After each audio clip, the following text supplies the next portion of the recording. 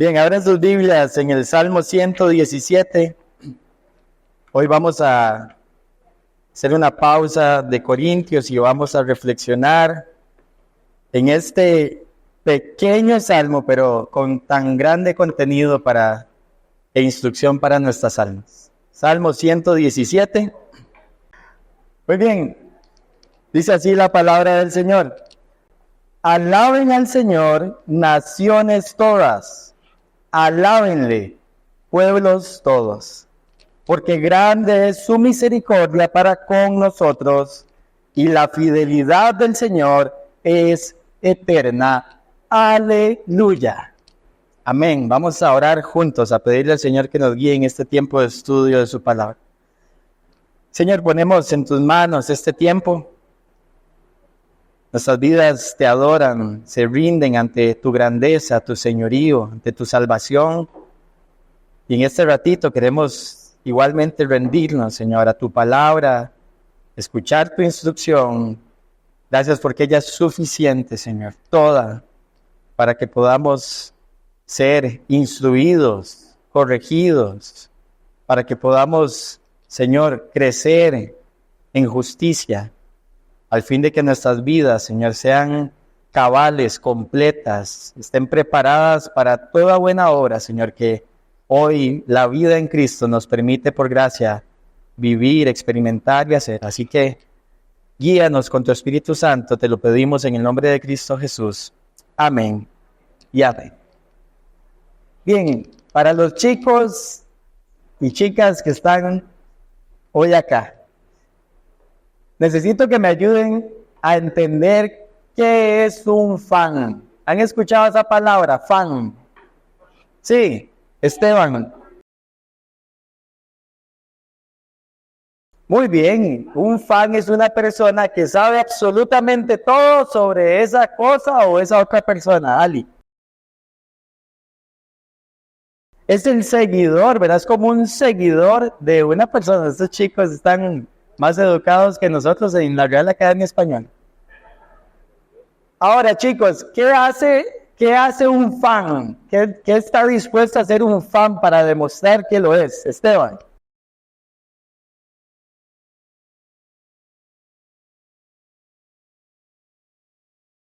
Ok, tiene que repetir lo que esta persona dice o hace para demostrar que es un fan.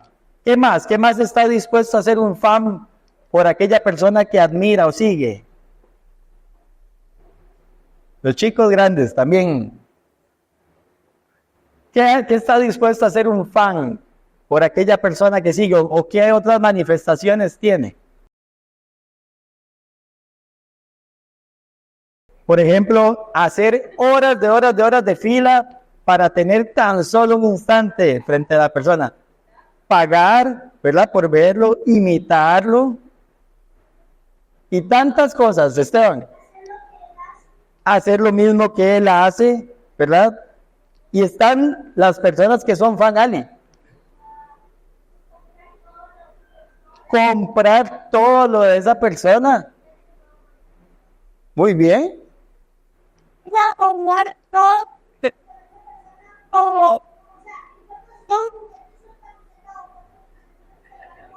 Lo que sea de la persona. Lo que sea, que sea comprable. Muy bien. Y hay otras características que tiene un fan. Por ejemplo, a un fan no le importa lo que las demás personas digan o piensen de la persona que admiran, ¿cierto? Lo sigue siguiendo.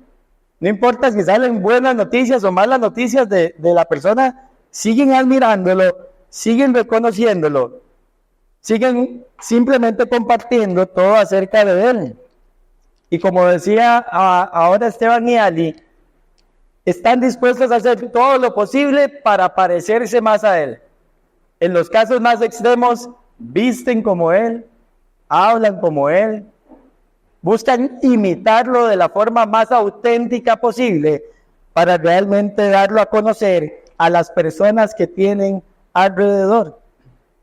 Y el salmo que acabamos de leer hoy nos está invitando de alguna forma a hacer esto, al igual que un fan hace dar a conocer, o más bien da a conocer a la persona que más admira, somos invitados a dar a conocer, a alardear, a reflejar a esta persona, y que no es una persona, a este Dios que tanto admiramos y del que tanto hablamos, que es nuestro Señor. Y por eso el propósito en este ratito es que nos animemos para que podamos salir a practicar el mandato de alabar a Dios, y principalmente por lo que Él es, porque es lo que vamos a ver en el Salmo de hoy. Animarnos a practicar el mandato de alabar a Dios por lo que Él es. Y déjenme darles un poquito de contexto antes de entrar de lleno en el contenido del Salmo. Como ustedes pudieron notar, este es el Salmo más corto, no solo del Salterio, del libro de los Salmos, sino que es el capítulo más corto que tenemos en toda la Escritura. Ahora, este Salmo está situado en una sección que es conocida como el Jalel, o los Salmos de alabanza, que están desde el Salmo 113 hasta el Salmo 118. Y lo que este grupo de salmos busca es alabar al Señor, principalmente por sus obras y por sus hechos, por lo que hizo con el pueblo de Israel en Egipto cuando lo saca y a partir también de lo que les instruye. Estos salmos eran entonados y recitados en las grandes fiestas de Israel, como por ejemplo la Pascua, como por ejemplo Pentecostés, como por ejemplo la fiesta de los tabernáculos. Aún en la actualidad se usan con mucha devoción durante las celebraciones anuales de la Pascua judía, y ellos tienen una forma de utilizarlos. Por ejemplo, Salmos 113 y 114 se lee antes de la comida o de la cena de la Pascua, y los Salmos 116 al 118 se recitan después de que han cenado. Incluso algunos comentaristas bíblicos creen que Jesús practicó esta tradición cuando después de comer o de cenar con sus discípulos en la última cena, dice que cantaron un himno juntos. Y eso está en Mateo 26. Y muchos creen que uno de los himnos que Jesús cantó con sus discípulos, aunque no dice específicamente cuál fue, por la tradición, se cree que fue uno de los himnos del Gilal o de los salmos de alabanza. Ahora, si su principal uso era recitarlos después de la celebración de la Pascua, tenemos que ponernos por un momento en esos zapatos y pensar que después de que ellos comían el cordero y bebían en representación del cordero inocente sacrificado por su salvación de la muerte, y en aquel momento la muerte que representaba la última plaga, ellos después de eso cantaban alabanzas al Señor por haberlos librado de la muerte y por haberlos liberado de ese momento histórico que vivió la nación de Israel. Y viendo ese pequeño contexto, hermanos, vemos que el salmista nos va a presentar un llamado y que nos va a dar dos razones muy, muy contundentes para que realmente podamos practicarlo. Entonces, en primer lugar, veamos el llamado, y el llamado es que todos alabemos al Señor. Versículo 1. Dice, alaben al Señor, naciones todas, alábenle, pueblos todos. El salmista comienza, hermanos, utilizando un verbo imperativo. Dice, alaben. No es una sugerencia que el salmista le está haciendo a su audiencia. No es una potencial posibilidad que ellos dicen, bueno, si quieren alaben, si no, tranquilos, no pasa nada. Él está haciendo una invitación a que todas las naciones alaben al Señor. Ahora, es interesante porque aquí quiero explicar un poquito gramática. Vean que en la poesía hebrea, hermanos, tenemos una figura literaria que se llama paralelismo. Los paralelismos lo que nos muestran es una idea al lado de la otra. Muchas veces pueden ser ideas sinónimas, o sea, que quieren comunicar un mismo pensamiento. A veces pueden ser antónimas, que la primera contradice la segunda. A veces pueden ser un poco más extensivas, que la segunda idea en la poesía va a expandir la primera línea que fue, o la primera idea que se fue a la primera línea. En este caso tenemos un paralelismo sinónimo en donde la segunda línea reafirma la primera. Vean cómo lo podemos ver, dice alaben y luego dice alábenle, asumiendo ya que el mismo sujeto o el mismo objeto de alabanza. Luego dice naciones todas y en paralelo dice pueblos todos. Es una misma idea que quiere comunicar por medio de un paralelismo. Y obviamente tiene un sentido, y es no solamente que la repetición como figura literaria nos ayude a entender qué es lo que Dios quiere, pero también por los términos que usa lo va a ampliar. ¿Qué quiero decir con esto? Cuando dice alaben, hermanos, estamos hablando de más que hacer algo, más que una expresión física, o más que un acto por parte de las personas que estaban siendo llamadas a alabar. Cuando dice alaben, el término lo que significa en su idioma original es hacer brillar, hacer resplandecer o alardear acerca de. Entonces, cuando el salmista nos está diciendo alaben, está diciendo, por favor, hagan brillar esto. Cuéntenle a todos de esto.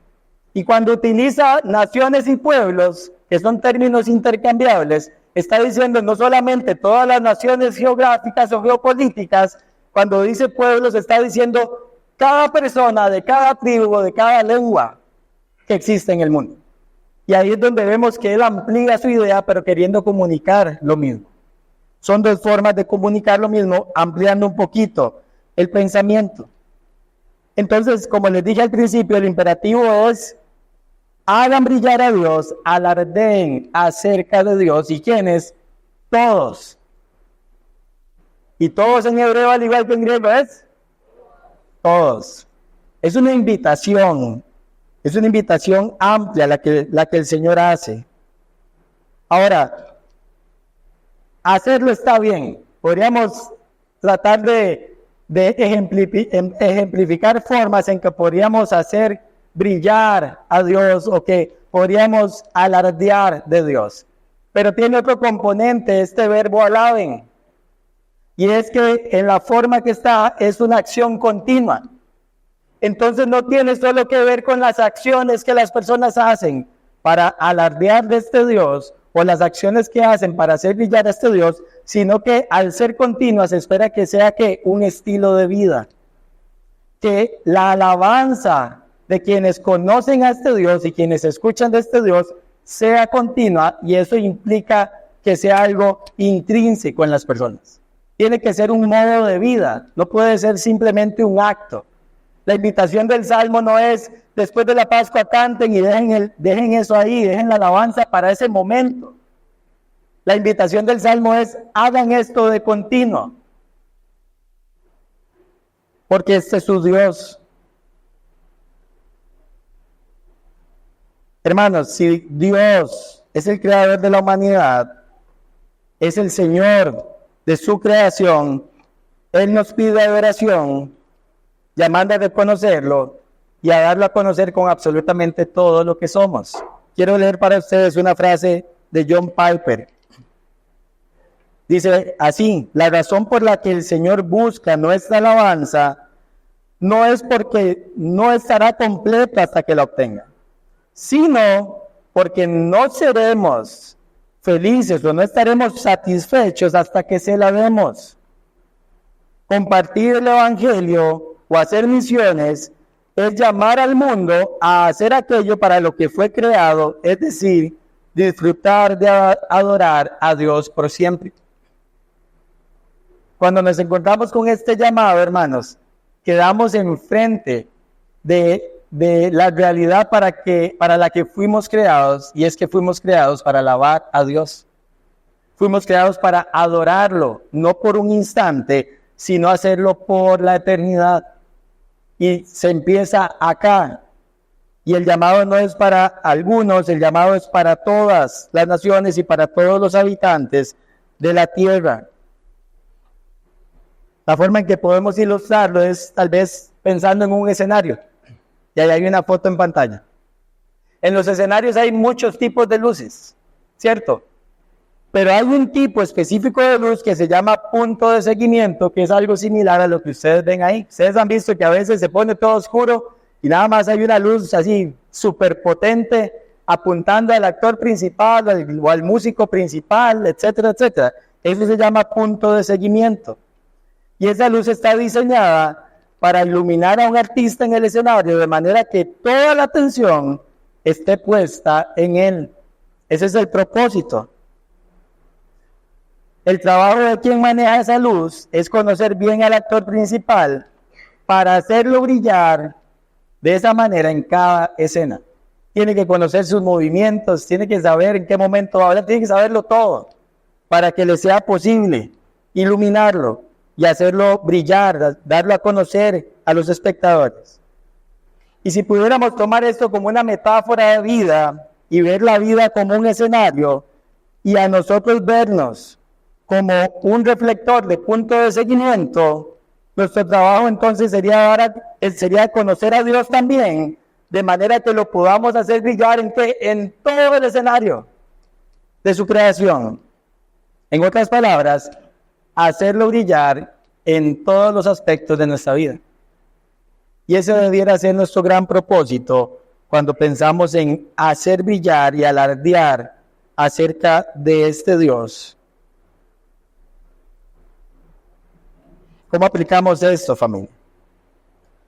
Si el Señor nos está llamando a hacerle brillar y alardear acerca de Él, no solamente es para nuestro beneficio, es para que también otros puedan notarlo, que sea apreciable para los demás. Y esto es algo que en la fe parece básico, pero que en la práctica no parece tan sencillo. ¿Verdad? Hay cosas que son fundamentales, pero a la hora de la hora no son tan sencillas de hacer, ¿cierto? En primer lugar, nuestro estilo de vida debe reflejar a este Señor. Cuando pensamos que nuestro estilo de vida tiene que reflejar al Señor, no podemos quedarnos en un solo punto, tenemos que ser amplios en nuestra reflexión. Sería muy sencillo pensar en cómo reflejar a Dios en este ratito aquí juntos, y eso tiene una forma, y lo hemos dicho ya muchas veces. Aquí es muy fácil tratar de reflejar a Dios, sonreír, hermanito, que Dios te bendiga, que te vaya bien en la semana, que Dios te guarde. Es muy sencillo, ¿cierto? Poder durante hora y media mantener ese nivel de armonía, de comunión, ¿cómo se llama? De disposición para bendecir a otros, para servir a otros, reflejando al Señor. Pero necesitamos pensar en cómo nuestro estilo de vida refleja al Señor en cada área. Cuando salimos de aquí, es muy probable que la mayoría vamos a compartir en familia. ¿Cómo reflejamos al Señor en familia, hermanos? Luego, el día de mañana, los que no tienen vacaciones, o no tenemos, mejor dicho, vamos a ir a trabajar y vamos a seguir trabajando. Y la gran pregunta es cómo vamos a hacer brillar al Señor por medio de nuestro trabajo. Los chicos que están de vacaciones y que ya profesan fe en el Señor Jesucristo, ¿cómo van a hacer brillar al Señor en su tiempo libre ahora que están de vacaciones?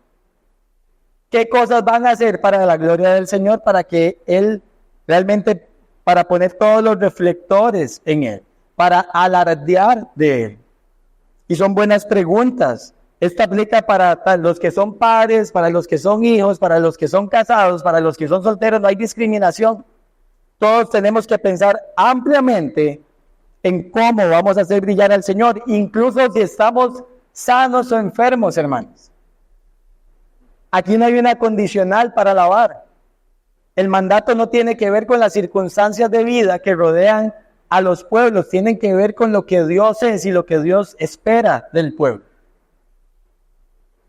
Y esto nos pone a pensar que definitivamente reflejar al Señor en cada área y hacer que la gente pueda verlo a Él y no a nosotros, tiene retos importantes. Ahora, no me quiero meter muy específicamente en esto porque el Salmo nos sugiere dos razones principalmente por las cuales alabar y quiero enfocarme en el contexto, pero el martes vamos a tener tiempo de reflexionar cómo es que realmente estamos reflejando, poniendo los reflectores y alardeando de este Señor con nuestra vida y no solo con nuestras bocas, y eso es importante. Lo otro es que nuestras actividades y celebraciones también deben apuntar hacia Él y tienen que reflejarlo a Él. Podríamos pensar que en un espacio en donde estamos celebrando un cumpleaños, no deberíamos ser tan panderetas. Podríamos pensar que en un café con amigos no debiéramos ser tan panderetas. Pero si en todo tiempo y en toda circunstancia debemos alabar al Señor, quiere decir que esos espacios también tienen una oportunidad para que nosotros podamos alardear de Él. Y no estoy hablando de que si están hablando de fútbol y usted los interrumpe a todos para presentarles el evangelio en ese momento específicamente, tiene que ver con también mi estilo de vida, con cómo me estoy comportando, con cómo estoy comentando acerca del fútbol, cómo me estoy expresando de los jugadores de fútbol que se está hablando en esa mesa, por poner un ejemplo de muchos. Tiene que ver como cuando usted está en una mesa. Esto no pasa en mi familia, pero cuando usted está en una mesa y de repente todo el mundo está chismorreando, y usted hasta que le pica la lengua para empezar a chismorrear también, y se la tiene que morder para no hacer lo mismo. Tiene que ver con aspectos como esos, en donde nuestro testimonio, la forma en la que nosotros nos conducimos delante de las personas, va a apuntar hacia Cristo. Porque no somos diferentes de ellos en querernos comer a los demás, somos diferentes de ellos en que el Señor nos habilita para no hacerlo. Saber que eso está mal, reconocer que es pecado, de arrepentirlo y entonces darle gloria a Él. Y esa es la diferencia. Y así de amplios deberíamos ser en nuestro análisis. Recientemente en la iglesia se han celebrado dos bodas para la gloria del Señor. Marco y Anita y Javi y Nico, que se casaron ayer. No les escriban porque estaban de luna de miel. Ok, no los molesten. Algo que me ha impactado, porque honestamente yo no lo viví así, no fui instruido así, aún en esos años en la fe, es que normalmente en las bodas, todos los reflectores queremos que estén ¿sobre quién? Sobre la pareja, y principalmente la novia. Eso es lo que tiene que deslumbrar. Pero la pareja en sí, queremos que toda la atención, que todo gire en torno a ellos. Estas dos parejas, hermanos, han hecho que los reflectores, en vez de apuntar hacia ellos, apunten hacia Cristo al poner como centro de las bodas el Evangelio. Y en vez de tener un mensaje bonito para ellos mismos, lo que han dicho es, tenemos invitados que no conocen a Cristo, presenten el Evangelio para que vean lo que representa el matrimonio. Esa relación de pacto entre Cristo y la iglesia, que se vea reflejado en nuestro matrimonio y que ellos entiendan por qué lo estamos haciendo. Eso es tomar en cuenta a Dios y querer alardear de Él y querer poner todos los reflectores sobre Él, aún en cosas que nosotros estamos acostumbrados a no ver. Y la gloria es para Dios, porque por gracia estas dos parejas lo entendieron. Y es hermoso ver cómo el Señor se lleva la gloria y es reconocido cuando hacemos estas cosas. Y es por eso que todo lo que hacemos, absolutamente todo, aún lo que yo no mencione acá en aplicaciones, debe poner la atención sobre el Señor. Que la gente salga hablando de su grandeza y no de nuestra creatividad. Vean, aún lo que pasa en este espacio. Nosotros a este espacio le llamamos servicio de adoración, ¿cierto? Es un servicio de adoración al Señor porque todo tiene que apuntar hacia Él. Y todo debe estar diseñado para rendirnos ante Él, verlo a Él y entonces alardear de Él. Pero si la gente al salir de ese lugar salió viendo otra cosa, salió hablando de otras cosas que no son malas en sí mismas, salió hablando de personas, hermanos, probablemente nosotros los que estamos planificando la liturgia estamos fracasando. Porque si no salimos viéndole a Él, sino viendo a las personas que estamos sirviéndole a Él, entonces fracasamos en el intento de alabar y adorar al Señor con sinceridad. Y si ese fuera el caso, tendríamos que hacer ajustes para que Él tenga toda la atención. Y vemos como primer punto que el llamado es a alabarlo. Y definitivamente tenemos que poner esto en práctica, en todos los ámbitos. Ahora piensen por un momento, ¿cómo con sus vidas enteras y cómo yo con mi vida entera podemos hacer resplandecer al Señor en todo momento? Llévese eso en mente, reflexionen en eso, cómo con nuestras vidas podemos hacer resplandecer al Señor en todo momento. Y el martes, si Dios lo permite, también en casa vamos a meditar y ampliar esta idea. Es muy claro, hay un llamado, alaben, y alaben todos.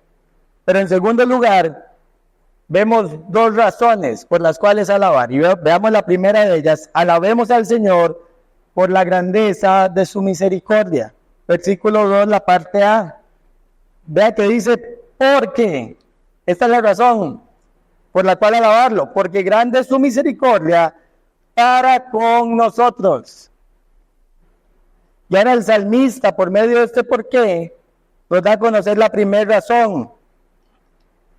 Y recuerden que estamos en el contexto de la nación de Israel.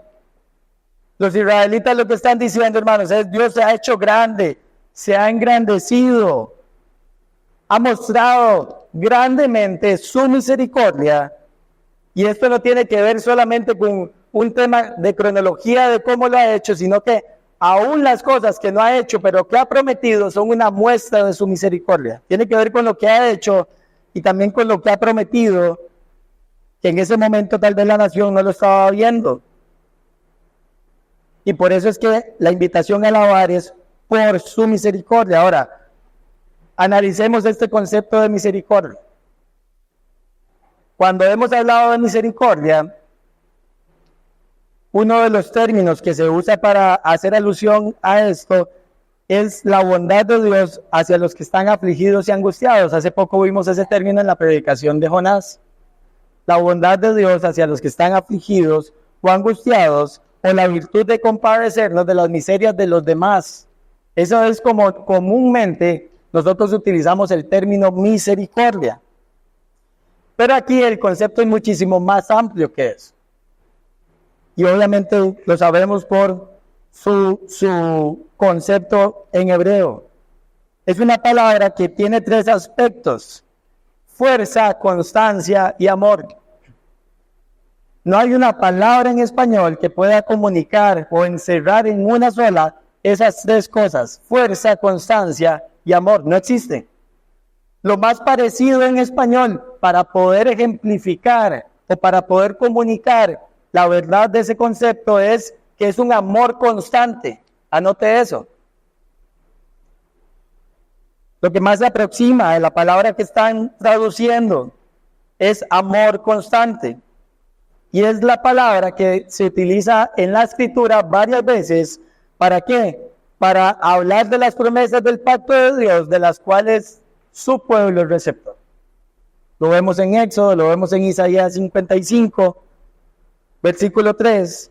Se utiliza para describir lo que mueve las promesas del pacto de Dios. Y en el término que más se asemeja es amor constante. Y esto obviamente es un atributo destacado de Dios. Y su naturaleza es abundante en este amor constante que se inclina por la humanidad que desea redimir y salvar. Y eso es lo que hace nuestro Dios. Este amor constante es un amor que no se rinde. Nosotros somos testigos de eso. Y quiero ilustrarlo con una historia. Y esta es la historia de un amor que nunca se rindió. Cuenta la historia, la decisión de un hombre que amaba mucho. Y este hombre se casó con una mujer para formar una familia. Al tiempo de casado se enfrentó la desgarradora verdad de que su mujer se deleitaba en el amor de alguien más.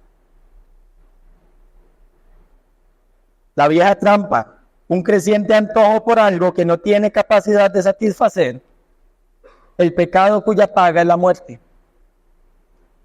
Y esta mujer se fue hundiendo y hundiendo en ese engaño hasta que abandonó a su familia, entregándose por completo a su amante.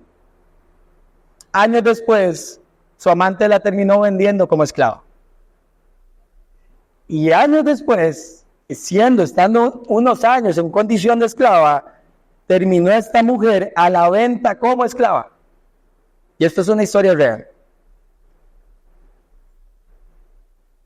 Los esclavos en esa época eran subastados desnudos. Era la forma en la que eran expuestos para ver quién se interesaba por ellos, quién era el mejor postor.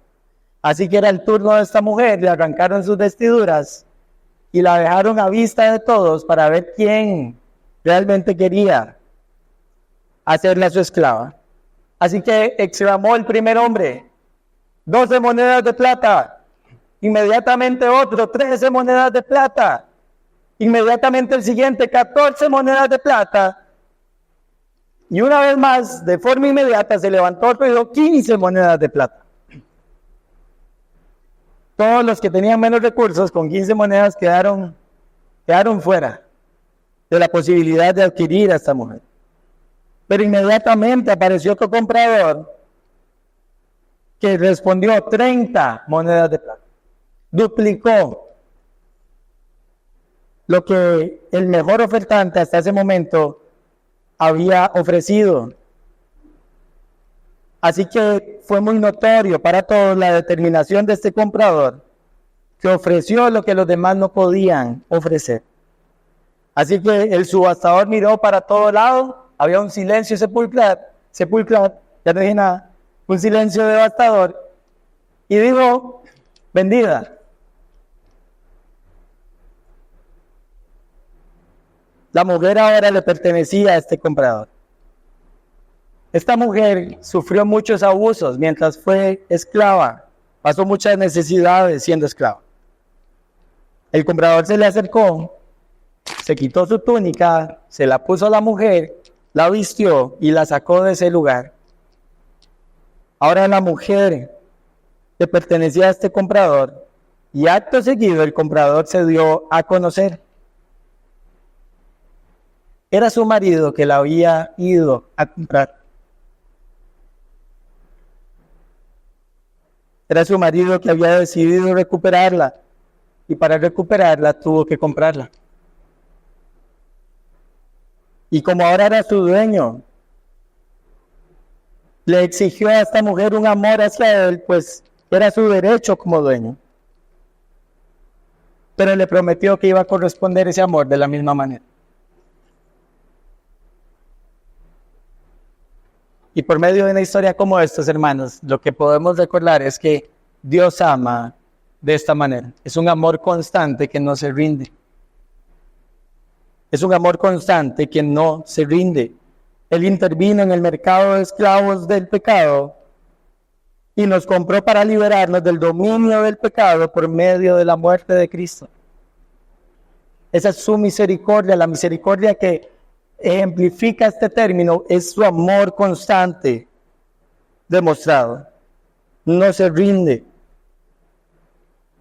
Y tiene 3 características, como dije al inicio: tiene fuerza, tiene constancia, tiene amor. Y por eso el salmista nos invita a hacer resplandecer su nombre, a alardear de la grandeza de su misericordia, y nosotros podríamos decir, alardear de la grandeza de su amor constante, que se hizo grande no solo cuando liberó a Israel de la muerte en Egipto para sacarlos con mano poderosa, sino que se hace evidente para nosotros un día como hoy, que nos sabemos libertados de la muerte por la obra de Cristo.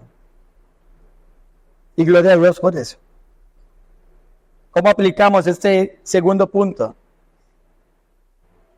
Hermanos, tenemos que adorar al Señor por su amor constante. Porque no se rinde. Porque la fuerza de su amor no solamente nos buscó, sino que también nos libró. Y eso es lo que sigue haciendo el Señor. Sigue estando dispuesto a dejar a las 99 ovejas en el redil para ir a buscar la perdida. porque su amor es constante y no se rinde.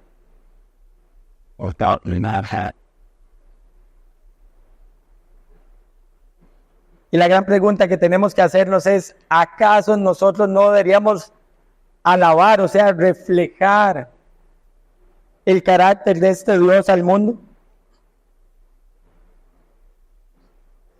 ¿Saben? Hoy tenemos en la congregación personas que están padeciendo en su cuerpo, están enfermas. Tenemos personas que también están combatiendo con pasiones en su alma. O estamos combatiendo con pasiones en nuestra alma. Y el llamado de alabar, hermanos, no está determinado por nuestras circunstancias. Quisiéramos que nuestras almas ya estén completamente sanas, en el sentido de que el pecado ya no esté morando y reinando. Quisiéramos que nuestros cuerpos no estén padeciendo y que la enfermedad también sea sana. Pero aun cuando eso no suceda, mientras tengamos vida, tenemos que alabar al Señor porque su amor es constante por nosotros y nos lo demuestra a pesar de que nuestras almas y nuestros cuerpos sigan padeciendo. No cambia la misericordia o el amor constante de Dios a pesar de nuestras circunstancias o experiencias de vida. Ni la enfermedad, ni la escasez, ni nada ni nadie puede separarnos del amor de Dios, dice Romanos 8, amén.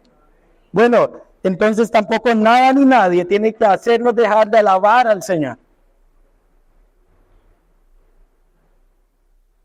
Porque si su amor es constante, nuestra alabanza debe ser constante también. Decía el salmista en el Salmo 42:5, ¿por qué te abates, alma mía? ¿Por qué estás inquieta? ¿Por qué te turbas dentro de mí? Espera en el Señor y declara, porque aún he de alabarle. Salvación mía y Dios mío. Y el salmista, a pesar de que su alma estaba abatida, de que estaba pasando y atravesando momentos de dificultad, dice, espera en el Señor. ¿Por qué? Porque aún tienes que alabarle, alma mía. Y la razón es porque Él es su salvación y es su Dios. Y aunque lo demás no esté caminando tan bien, tiene la razón suficiente de que el amor de Dios fue tan constante que Él le salvó y Él puede alabarlo y puede esperar en eso. Y si nosotros somos receptores de ese tipo de misericordia sin merecerlo, hermanos, debiéramos entonces alabar constantemente, siendo testigos para otros que no están viviendo hoy a la luz de la salvación del Señor. La gente necesita ver nuestra alabanza. Esto es más que palabras, esto es más que una expresión física y pública en nuestro canto. Esto es un estilo de vida. Necesitamos con urgencia alabar al Señor. Ya ven por qué el tema no es tan sencillo. Es muy básico, pero implica toda nuestra vida, todo nuestro ser. Y por eso es que vemos que su llamado es alabarle por la grandeza de su misericordia, su amor constante, y en segundo y último lugar, alabemos al Señor por su eterna fidelidad. Y eso está en versículo 2, la parte B dice, y la fidelidad del Señor es eterna. ¡Aleluya! Y hace una exclamación diciendo que el Señor sea alabado. Eso significa aleluya. Que el Señor sea alabado, reiterando el llamado que está haciendo. Hoy en día la palabra fidelidad, hermanos, también la vemos definida como la lealtad que alguien le debe a otra persona o le da a otra persona. Esa es la forma común en la que vemos el término. Pero también otra forma que vemos en el término que en el contexto de hoy lo estamos también viendo, es este atributo de fidelidad de Dios, que significa que Él es confiable, que significa que Él es verdadero en lo que dice. ¿Se acuerdan que vimos el término que Dios es fiel en Corintios? Es confiable. Es la misma idea. Es confiable, es verdadero en todo lo que dice. Y claramente lo sabemos y creemos que su palabra es confiable porque nuestro Señor es fiel. Y lo que el Señor nos está comunicando es que la fidelidad de su pacto es inquebrantable. Si Él es confiable, si pues su palabra es verdadera, nada ni nadie la puede quebrantar. Y esto lo comprobamos porque vean que dice, y la fidelidad del Señor es ¿qué? Es eterna. Otras versiones dicen es para siempre. Es algo que nada puede quebrantar porque es el carácter de Dios. Y por eso es que es eterna su fidelidad, porque se refiere a su atributo que nunca cambia. No es circunstancial. La forma en la que podemos ilustrar esto, hermanos, es viendo cómo aún la nación de Israel pudo descansar en lo que Él había prometido, que no tenía que ver con si lo creían o no, sino con lo que Él había prometido. Tampoco tenía que ver con sus circunstancias, y vamos a hacer un recorrido rápido para que lo lean con sus propios ojos. Jeremías 29:10.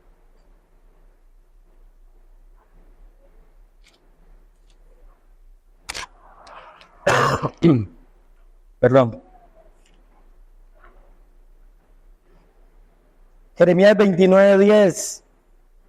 Y el contexto es que el pueblo, Jeremías está profetizando que el pueblo va a ir al exilio. Van a ser deportados a Babilonia. Y en ese contexto, versículo 10 dice, entonces, dice, pues así dice el Señor, cuando se les hayan cumplido a Babilonia 70 años, yo los visitaré y cumpliré mi buena palabra de hacerlos volver a este lugar. Dios le promete a Israel que a pesar de su desobediencia, a pesar del castigo por su desobediencia de ir exiliados a Babilonia, van a regresar. Ahora, póngase en los zapatos de un israelita estando ya exiliado en Babilonia. Son esclavos. Y alguien te dice, el Señor prometió que vamos a volver. ¿Qué pensaría uno? Difícil, ¿verdad? En esas circunstancias. Vaya conmigo a Daniel, capítulo 9.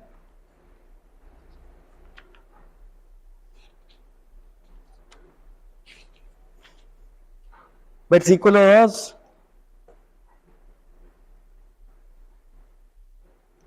En los días del rey Asuero, vean lo que dice el profeta Daniel. En el año primero de su reinado, del reinado de Asuero, yo, Daniel, pude entender en los libros el número de los años en que por palabra del Señor que fue revelada al profeta Jeremías, debían cumplirse las desolaciones de Jerusalén 70 años. Y este hombre está leyendo la escritura y se encuentra la escritura que había sido profetizada por Jeremías, que 70 años iban a estar en el exilio. Él está en el exilio. Daniel estaba viviendo el exilio. Y empieza a clamar a Dios para que se acuerde de su promesa, de su misericordia, hacer un arrepentimiento literalmente por toda la nación en su oración. Y vean qué precioso, vamos a Esdras, capítulo 1.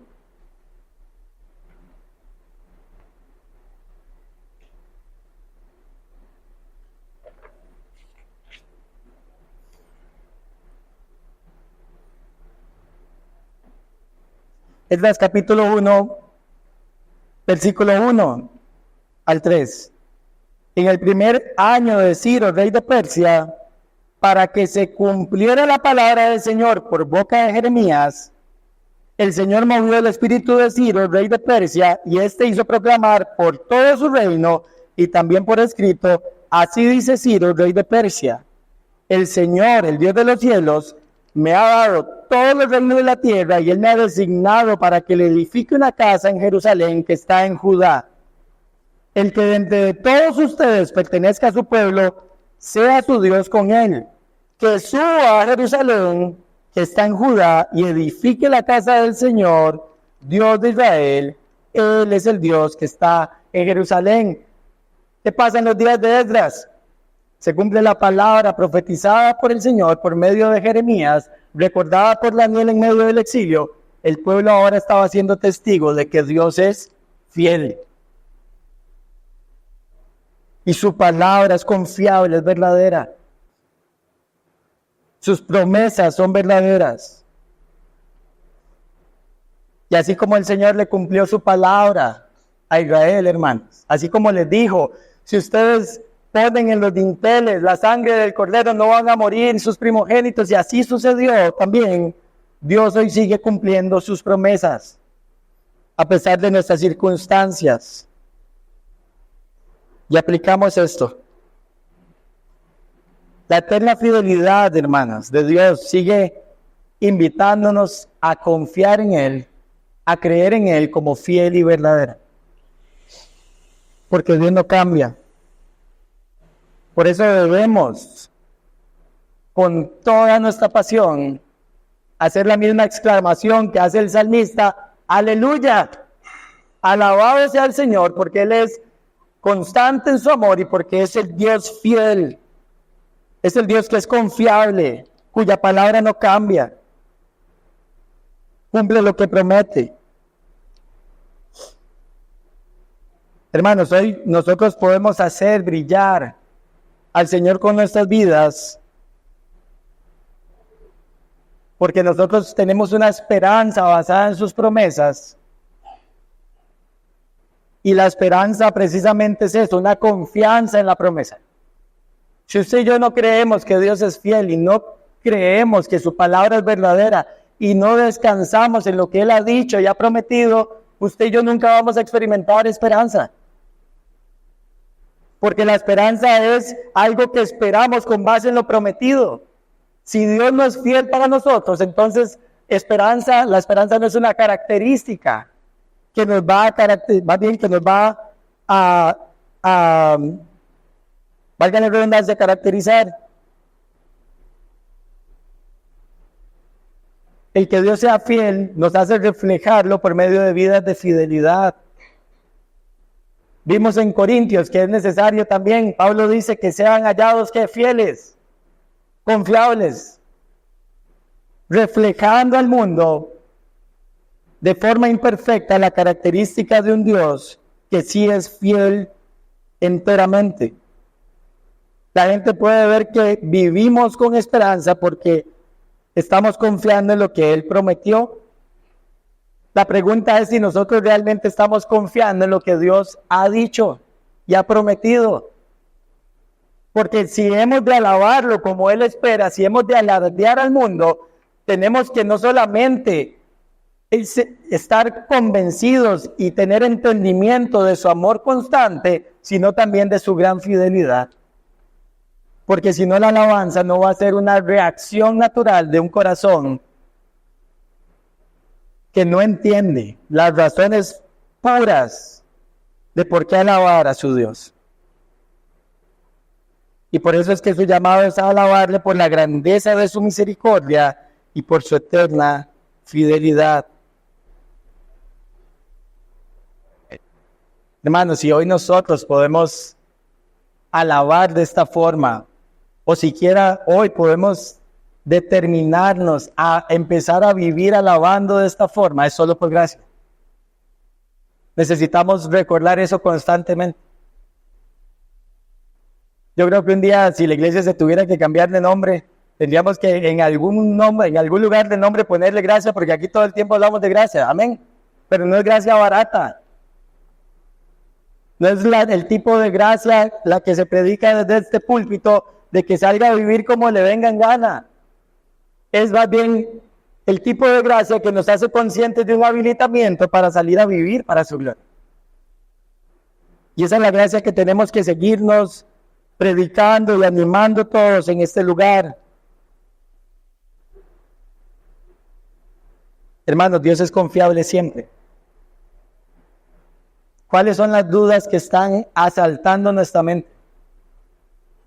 ¿Qué es lo que nos tiene tan preocupados que nos hace olvidarnos de la confianza que tenemos en Él? Es más, ¿en qué está basada nuestra confianza? ¿En las promesas de Dios? ¿O está basada nuestra confianza en el aquí, ahora y lo que podamos lograr? Saben, aún en medio de las pruebas, hermanos, si nosotros dejamos que las circunstancias determinen nuestra alabanza, no vamos a alabar. Dios sigue siendo fiel aún en la enfermedad, como lo dije hace un momento. Dios sigue siendo fiel aún en medio de las pruebas de nuestra alma y las laborales y cualquier tipo de prueba que usted esté experimentando. Dios no cambia. Y esa debe ser la razón por la cual nuestras vidas se sigan rindiendo en adoración y alardeando acerca de Él. ¿Saben? Algo que me ha hecho reflexionar del Salmo es que si hemos de alabarlo por su amor constante, esto lo que nos reafirma es que tenemos que profundizar en lo que es el Evangelio. Porque ninguno de nosotros va a mostrar este grado de alabanza, de alarde total, si no estamos 100% conscientes de qué fue lo que Dios hizo. Si no somos 100% conscientes de cómo lo hizo por nosotros. Y tampoco vamos a poderlo alabar de esta forma por su fidelidad, porque lo que hoy usted y yo creemos como promesa es sobre la base de ¿qué? ¿De la obra de quién? De Cristo. Un carácter transformado para su gloria. Estamos confiando en eso, ¿por qué? Porque Dios es fiel y prometió que iba a santificarnos, amén. Una vida en la eternidad con Él está basada en ¿qué? En su constante amor demostrado en Cristo, y que sabemos que es digno de confianza porque Él lo promete por medio de la obra de Cristo. Y si vemos cualquier promesa que tenemos hoy como creyentes a partir del nuevo pacto, es porque todo, absolutamente todo, fue prometido en Cristo. Y para nosotros es así hoy. Así que vamos a terminar orando para que el Señor en serio nos anime a practicar el mandato de alabarlo en medio de todas las circunstancias de vida, hermanos. Oremos. Padre, gracias porque en 2 versículos, Señor, nos dices tanto. No solamente nos recuerdas un mandato, sino que nos recuerdas la razón por la cual debemos atender este mandato, Señor. Y hoy queremos agradecerte como iglesia porque tu amor ha sido constante.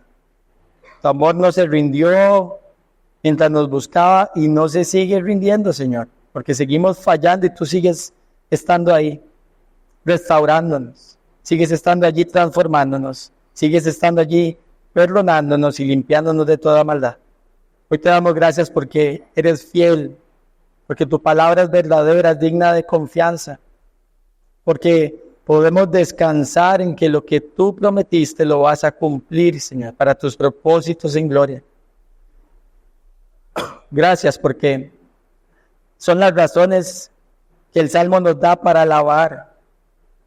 Señor, que nuestras vidas realmente sean tan conscientes de estos 2 atributos divinos, que nuestra respuesta sea alabanza.